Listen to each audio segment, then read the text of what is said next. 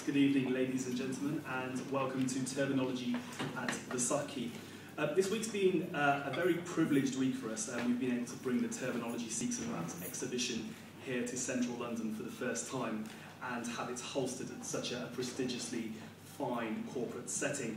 It's also been a particularly special week as tomorrow marks Vaisakhi, the 313th anniversary of the creation of the Sikh Brotherhood, or Turban, in 1699 by Shri Guru Gobind Singh Ji.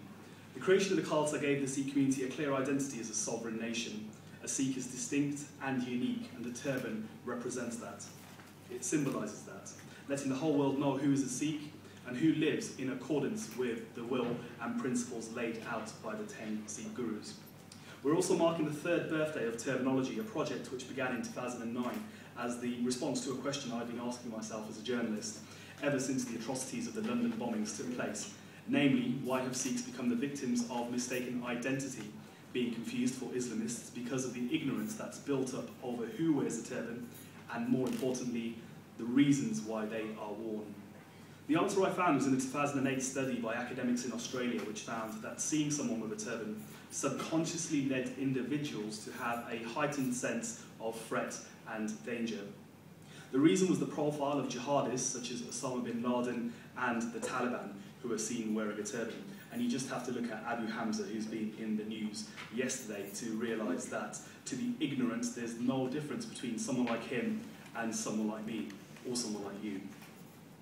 The phenomenon became known as the turban effect, and so the documentary Terminology After 7/7 uncovered how the strong symbol of the turban has become connected to fear and terror. It sought to replace that with knowledge and awareness of the turban, and to dispel the myths that have built around it and its wearers. That project has since evolved into an exhibition which you've been able to savour outside, short films and literature on the Sikh turban, with more to come. But the biggest compliment, perhaps, to that spark to raise awareness about the Dastaar must surely be that other programmes, exhibits and art are being created that delve into the story of the turban. And the BBC too have now followed suit and produced a film on that subject.